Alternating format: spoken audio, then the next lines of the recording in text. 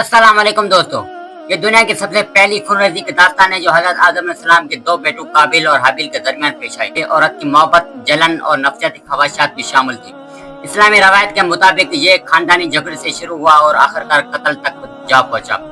जब हजरत आदम अलैहिस्सलाम को जमीन पर भेजा गया तो अल्लाह ताला ने नस्ल इंसानी की अफराइश के लिए ये तरीका मुकर्रर फरमाया था कि एक पेट से जुड़वा लड़का और लड़के पैदा होते और दूसरे पेट से पैदा होने वाले जुड़वा बच्चों के साथ निकाह किया जाता, खानदानों में इख्तलात न हो और नस्ल आगे बढ़े।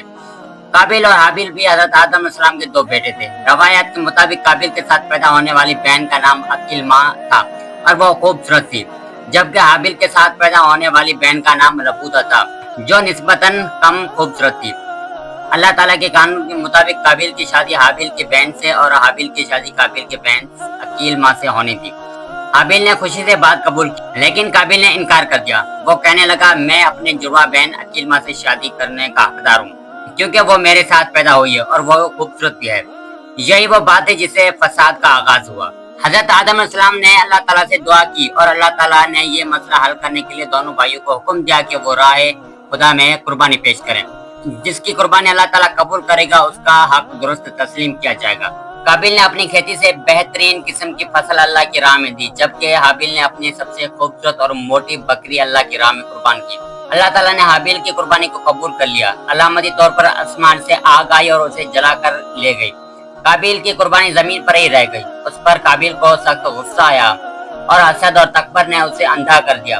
वो न अल्लाह के हुक्म को मानने के लिए तैयार था, न ही अपने वालिद हजरत आदम अलैहिस्सलाम की बात मानने को तैयार था। काबिल ने हाबिल से कहा, मैं तुझे कत्ल कर दूंगा ताकि अकीलमा से शादी कर सकूं।